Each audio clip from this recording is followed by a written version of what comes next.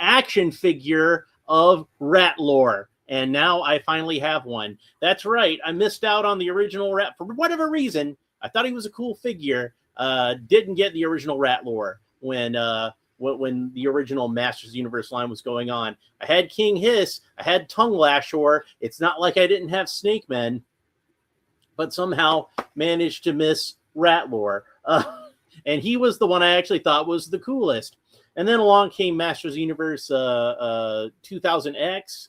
But by the time the Snake Man wave came out, I'd gotten kind of frustrated by that line because I was having a hard time finding certain key characters. Like I never found Evil Lyn, for instance, and I really wanted that Evil Lyn figure. And I got kind of frustrated with the line, and I just kind of gave up on it.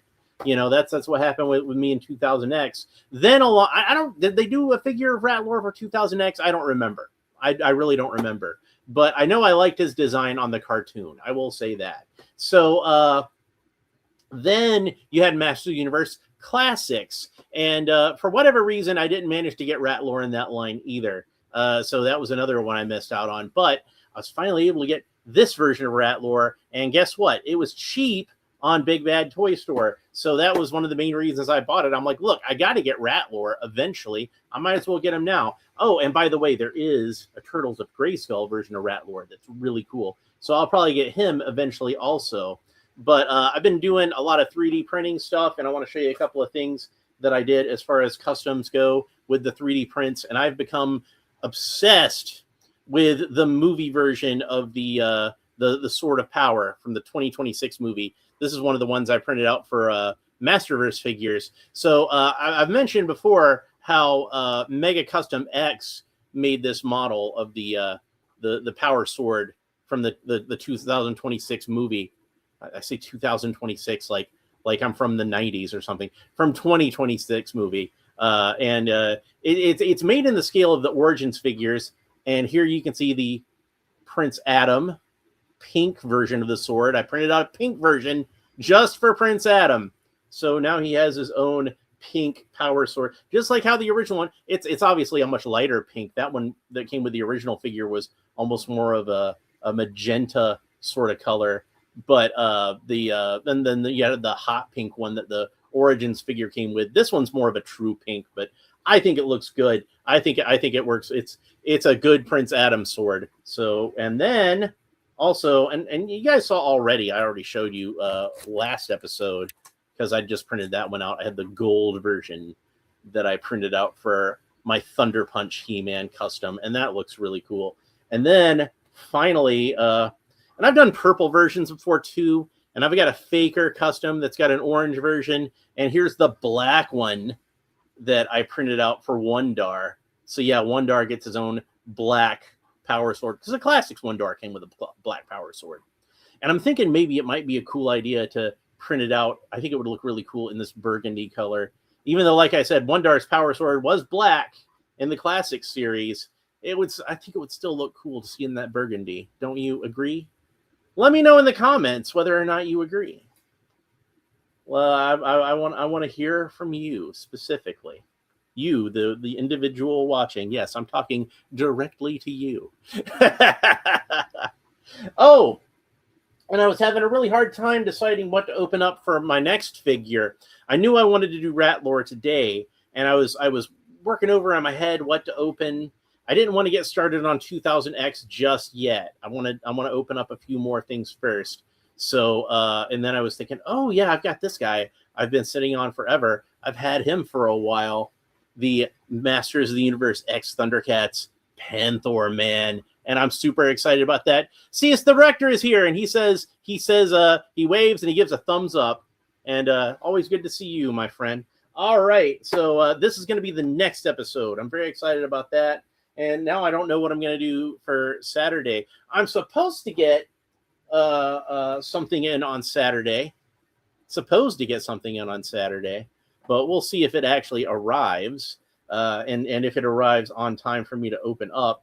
And then we've got Thursday and Friday. So I got to think of something to do Thursday and Friday, and potentially Saturday and Sunday. And soon I should have some movie He-Man figures. So we'll have movie He-Man figures to talk about. And I was thinking it might be a good idea just to open up the open up the 2000X figures once the movie's coming out and there's hype for the movie. And I do feel like there's a lot of 2000X influence in the movie itself. So I think that might be a nice little tie-in for that. Anyway, I've talked a lot of stuff besides Rattlor in this video already. So I did have some things I wanted to get out of the way as far as things I wanted to talk about with you guys real quick. So let's go ahead and open them up. Damn it, you know what? I didn't talk about the back of the package, did I? All right, so we got some nice artwork here of Rattlor attacking He-Man in the snake armor. And you can see if you look at the cross-cell artwork, snake armor He-Man was in this assortment. We got Rattlor, we got Cobra Khan, and we got Boltman. And I realized as I was looking at these, I haven't opened any of these figures. Like, obviously I just got Rattlor, so obviously I'm opening it up today. Cobra Khan I have, but I got him loose for cheap on eBay, so I haven't opened him up yet. And I do not have the Snake Armor He-Man, although I do have the Turtles of Grayskull Raphael, who's based on Snake Armor He-Man. And I actually like that version of the Snake Armor better than what He-Man has here. And Boltman, I don't have Boltman. And so I would like to have Boltman, but he seems like he's kind of prohibitively expensive. He's got like a Native American sort of look to him, which I really dig. I'm pretty sure he was supposed to be Native American. When they did those Sunman figures, like, probably because it was the lady's idea when she came up with it. She wanted an action figure that could represent her son. So there's characters of every ethnicity in Sunman, I guess, that they could think of. And there's even a white guy in Sunman, so they didn't even neglect the white people, even though there's plenty of white people in He-Man already. but she did include at least one white guy and an Asian guy and some Hispanic and Latino characters and some Native American type characters. There's a lot of ethnic mixture in that. So I haven't read this comic book before, since I haven't read any of these, so we're going to read this, and it says Rise of the Snake Men, and it's got Boltman there with Cobra Khan and Rattlor on either side. There's what the back of the mini comic looks like with that cross-cell artwork again. So let's go ahead and read the mini comic, because I love to do that. Rise of the Snake Men, and it's got He-Man in his snake armor on Battle Cat, and it's clearly the classic version of Battle Cat, even though this is a very 2000X version of He-Man.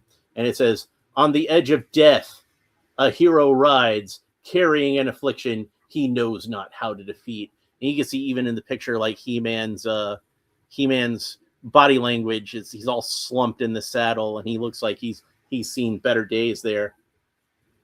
From beyond a vision appears, one of perilous beauty. And then it's the Green Goddess, which, I'm a fan of that character. And it says...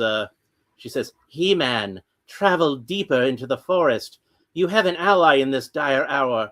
Boltman, friend of Sunman. And then He-Man says, Goddess, what has befallen me? The only substance that can weaken He-Man, the poison of King Hiss. Eternia is in grave danger. With the return of the Snake Men, they must be defeated. Go, He-Man, time is short. And He-Man, you can see him struggling to raise his sword of power, and he says, by the power of, and then it seems to just go black. There's like a little flash of light in the middle there, and Gah! Good morning. Morning? You've been asleep for 2 days. I found you unconscious outside, just in the nick of time, I might add. Any longer, I would not have been able to save you. So, let's see Boltman from the back there, and then he gets a nice revealing panel there. Thank you for removing the poison. I am He-Man, warrior of Eternia. I am Boltman, of Terra Fixa and the Sun People. You are lucky, He-Man. King Hiss's poison is strong, but no match for my powers of molecular regeneration. More importantly, I've been cooking porridge all day. Join me for a meal. It's delicious. Ah, I see we have visitors, and there's Man-at-Arms and Stratos. And, let's see... He-Man, are you all right? We heard you were gravely ill. How did you find me? I am Man-at-Arms. Pleasure to meet you. and I am Stratos. And they introduce themselves to Boltman, and then Boltman blasts them. Kroom! And it turns out he reveals their true forms, and it was really Rattlor and Cobra Khan trying to fool him. Snakes cannot fool me. You failed in your first assassination attempt. I won't let you succeed in your second. And then Cobra Khan spit some of his venom at He-Man. Now, I'm disappointed that the Cobra Khan figure did not come with an extra hooded head like we see there. I wound up printing one out anyway, but I shouldn't have had to. It should have just come with the figure. And still spitting trash, I see. I don't remember if I read that one. We're going to read it again. He-Man blocks the toxin with his snake gauntlet. And then Rattlor attacks He-Man, and he blocks it with the power sword, and Rattlor says, die! And Boltman is fighting Cobra Khan. And Rattlor has got his neck all wrapped around He-Man and a vial of the toxin, and he says, remember the plan. We must flee. You two will die soon enough. And he throws down the vial, and He-Man is shocked and says, they are gone. Come back, cowards. It's trickery and deception all that you know. And then Boltman says, let them go, He-Man. There are many battles ahead. Rest while you can. We will defeat them soon enough. We can't let them win, Boltman. Never. Come, my new friend. Stay a while and eat. There will always be snakes in the grass. So that's the end of that. And I really like Boltman in this. I think they did a good job with the character. Like I said, I really like the look of the character and how he's got like kind of a Native American sort of feel to it. And they do have him living in a tent, almost kind of like a teepee. So I guess that was what they were going for with the tent. But I think he's like he's got enough like enough Native American stuff going on with his aesthetics and his characterization without being too much of a stereotype, and that's always nice. So and of course we get to see the villainy of Rattlor and Cobra Khan in there, but they're pretty much just the villains. And it's one of those things where they didn't really have to do that much characterization because we already pretty much know their characterization, right? But Boltman's like a brand new character, at least as far as Masters of the Universe goes. And I don't even know if Boltman was a character that they managed to get released in the original Sunman line, because I know a lot of those didn't actually make it to market. I know that Sunman himself, obviously, and Pighead, who was the villain, and I think Space Sumo was released, and maybe Holographo, but I don't remember what all other ones were and weren't. I know there were a bunch of them that didn't make it to market, unfortunately. But that line went on for a while. I guess they just kind of figured it was better to concentrate on Sunman himself than introduce a whole bunch of new characters into it. But Mattel did wind up getting all the new characters released. So there you go. So Rattlor doesn't come with any weapon per se, but he does come with a bunch of accessories, and we're going to talk about all of those. First of all, he has the snake staff, which you might say technically is a weapon, but honestly, like I don't really care for these snake staves. Like, really, it only makes sense for King Hiss to have one, almost like a scepter. But then, like, every character has one, and it doesn't really make sense for me for any of these characters to have one except for King Hiss. This should be something like King Hiss's equivalent of the Havoc staff. And can you imagine if like Beast Man came with like a red Havoc staff, and Merman came with a yellow Havoc staff, and all that kind of stuff? No, just Skeletor have one. That's enough. And you can see it's got this kind of multifaceted peg here. So I believe when we snap this in, it's supposed to lock in and stay in there permanently. This is not a removable piece of the figure. So in my opinion, this tail does not count as an accessory. It's just part of his body. So and then his other accessory, his third accessory, is also part of his body. And it's this extending neck piece. And I gotta say, I'm very disappointed that this neck piece is just kind of solid yellow with no paint on it whatsoever. Like, granted, it's the same color yellow as Rattlor's belly, but and some of the stripes on his arms and legs, but most of his body is this rusty red color. And by the way, I did want to compare, like I said, with the Vipor figure, and you can see it's not exactly the same shade of red, but it's almost, it's about 99% the same shade of red. So that was the one thing that bugged me about Vipor, is that him and Rattlor are like the same color, so there's not a lot of variety there. But I guess it's one of those things where it's like the Viper Tower is that color. What else were they supposed to do? So you're supposed to put this neck extension piece in here, and like I said, it winds up just giving him this yellow neck, and I don't know why the decision was made to make this neck yellow. I get why you'd want to do an unfit. Can you hear the rattle? He's got that rattle. I get why you would want to have an unpainted neck, as far as just saving money on the paint, I guess. But I think that making it all yellow was a mistake. They should have made it all red if they were going to make it anything. And like I said, you can see that the yellow matches up with the yellow on his chest there, on down through his abs. But then there's this kind of red stripe that's in between his neck and the chest. So honestly, if they had painted this whole neck red, I think that would have been better. If you're going to leave something unpainted, leave the yellow unpainted and just make it red. Ideally, you would want to have a red molded neck with the yellow parts painted on. But I kind of feel like they dropped the ball on that one as far as the neck goes. And like I said, he doesn't have really any kind of offensive weapon at all. The only weapon he comes with is the snake staff, and I don't really count that as much of a weapon. So anyway, now onto the plus side of this figure. I get why they'd want to try to save some money, like I said, by leaving the neck unpainted. I get why, because this guy's already got a lot of paint apps on his body to begin with the stripes and everything. And I'm pretty sure that this is like all original parts. I don't think there's any parts that are reused on this guy.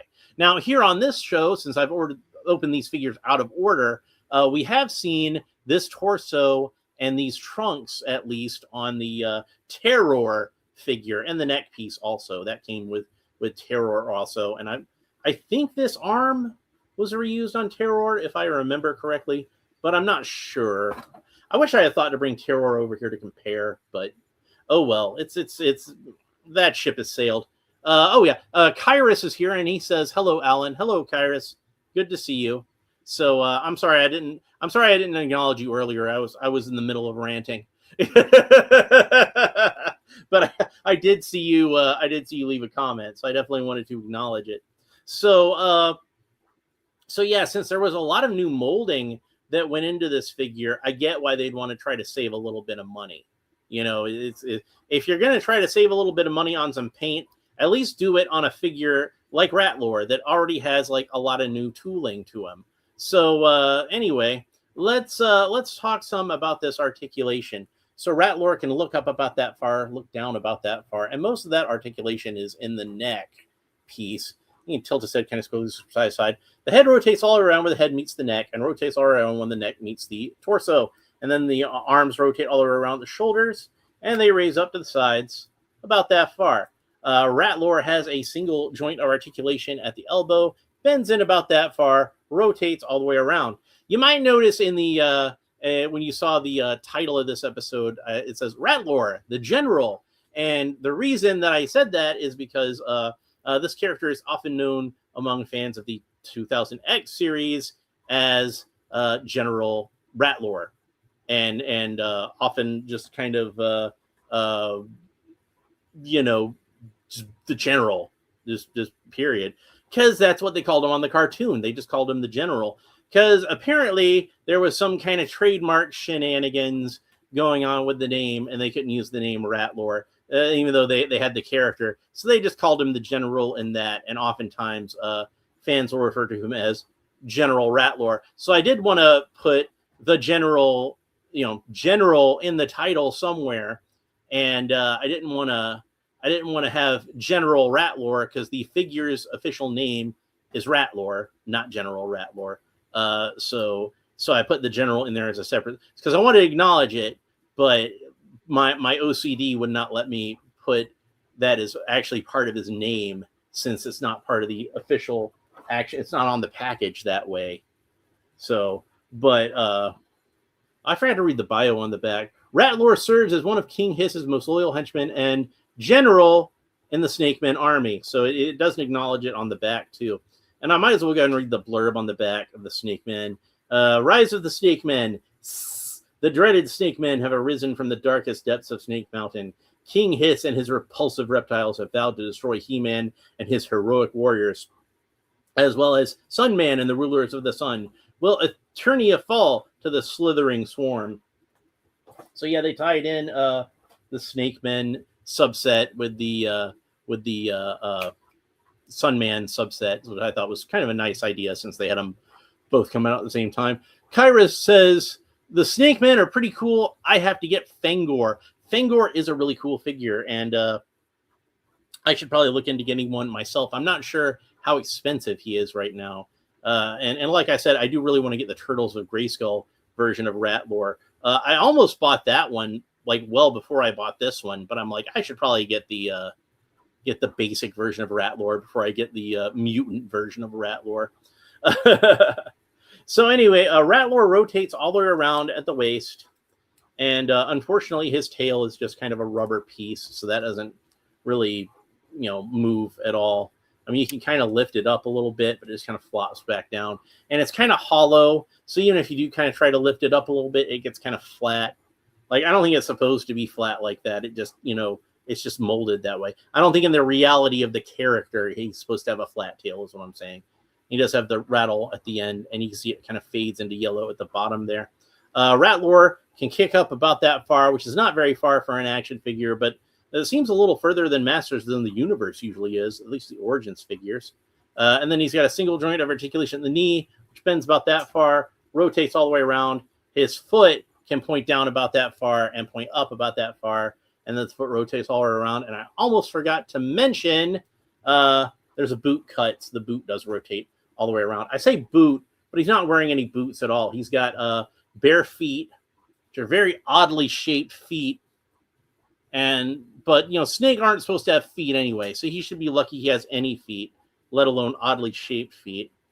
And even the hands are original. They probably could have got away with just using the regular He-Man hands, but they even sculpted in the hands when they've got the scales on the back.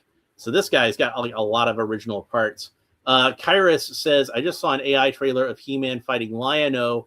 He-Man looked better than I ever seen before. I'll have to see if I can find that then. So yeah, and one thing that's funny about this guy is you can see his trunks. While he does have furry type Masters of the Universe trunks like most of these guys have, it's the same color as his skin. So I'm guessing like he went through the trouble of killing an animal that was the same color as him, so his trunks would match, or he dyed his trunks to match his skin. So that's kind of funny. It's a little bit of a vanity thing. I don't know. I figure probably the real reason for that is they wanted to save money on paint back in the 80s, and that's why he's stuck like that. But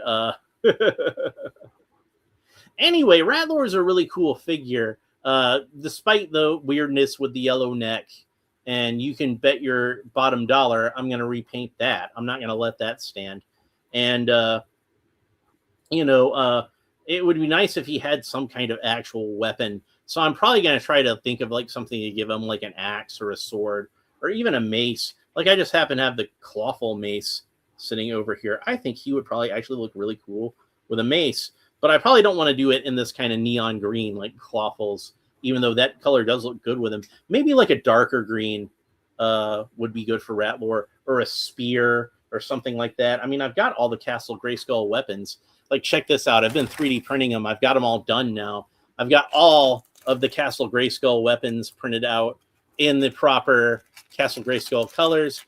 I even have the elusive pistol, laser pistol in there.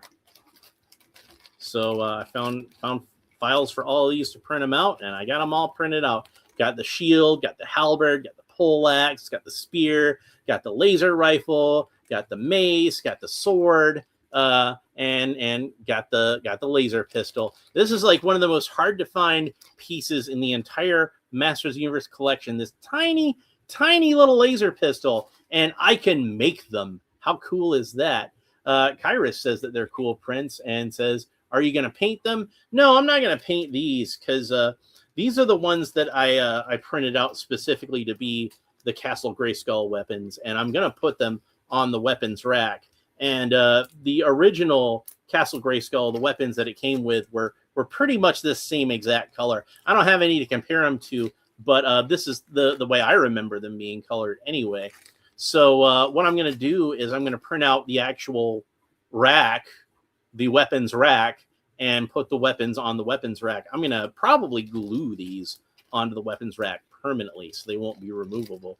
But I'm going to print them out again so I can have loose versions of the Castle Grayskull colors. But, you know, since you print these out in filament, I can do these in any color I want. Like, this is literally the same mace in there that is this clawful mace pattern. And you can see I printed that out in kind of the bright fluorescent green for clawful, you know, because that's what color it was. And like I said, I'd been printing out the movie Power Sword in various colors. So I got the pink one for Prince Adam and got the gold one for Thunder Punch He-Man. No, Kyrus, I did not sculpt these weapons. These are mostly weapons that I found on cults3d.com. The weapons rack, and most of these weapons in here were from a seller called Attack of the 80s.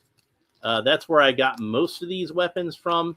Although some of them I got from a guy who apparently doesn't have any more.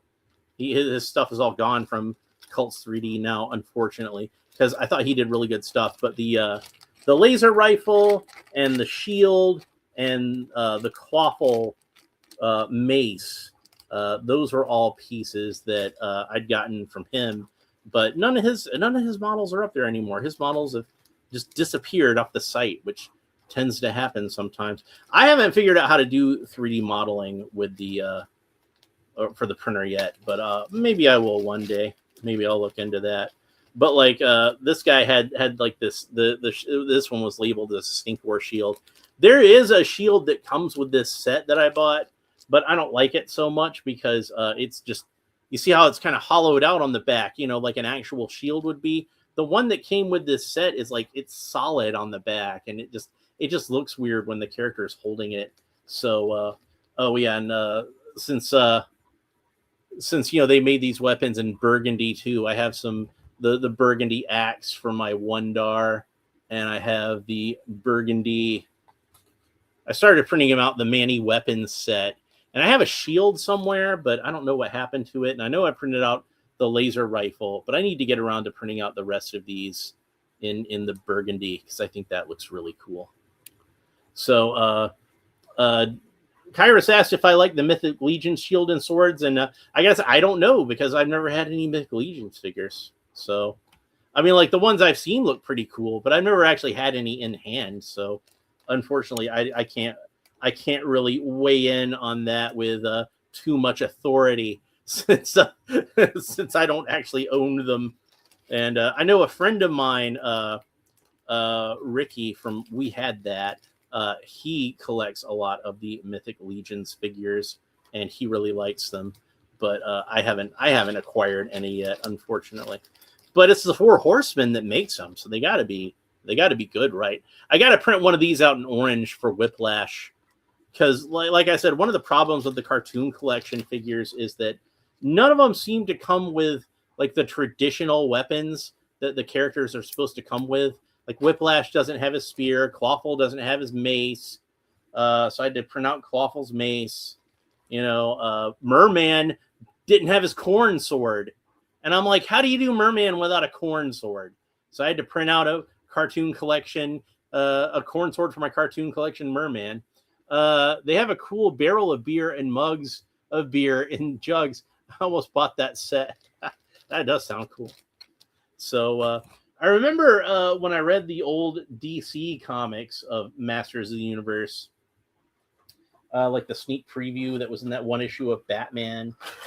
Prince Adam liked to go to the tavern and go carousing. It's not something they did on the Filmation cartoon, obviously. But I thought it would be funny to when you were saying that, I thought it might be funny to print out some mugs, see if I can find some, and he can go to the tavern and he rattles. So that's a cute little thing. Anyway, that's pretty much it for Rattlor, and that brings our look at the Snake Men to a close for now. That's all three of the recent Snake Men that I'd managed to pick up. And I enjoyed all three of these figures. I think they were all pretty great. I think maybe the coolest one is probably Vipor. I thought Vipor turned out really well. And he's just so cool with the armor and the chains and everything like that. To me, that's exactly what a Snake Man ought to be. It's like that's just perfection right there. Rattlor is really cool in that old school Masters Universe sort of way. Obviously, this is based on the classic character, so he doesn't have quite as much like the kind of attention to detail like modern action figures, even modern Origins have. Like when they do new versions of characters, they put a lot of effort into them, and I appreciate that.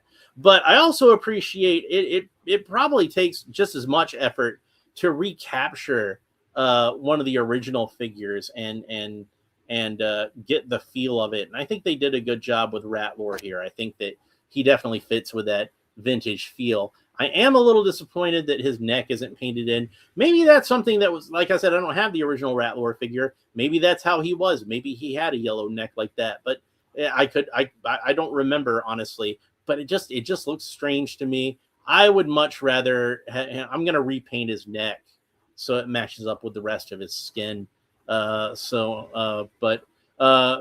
says, Mezco made a cool cup or mug. I bought two. I used the cigar smoke effects on top of the mugs. It looks like steam coming out of the mugs. And he says, is the neck flexible on the Snake Man? Again, unfortunately not. It's just a solid piece of plastic there. Although that would have been a really cool thing to do in hindsight. We're armchair quarterbacking this guy. Maybe, like, I get why it would be this long on the original figure, because obviously the original figure, like we were talking about with Mechaneck, has to fit in the torso. But they're not really beholden to that on this guy, are there? So they could have done like extra extensions to it, and he's not too expensive right now. Maybe I'll just buy extras of him and extend the neck myself. That might not be a bad idea.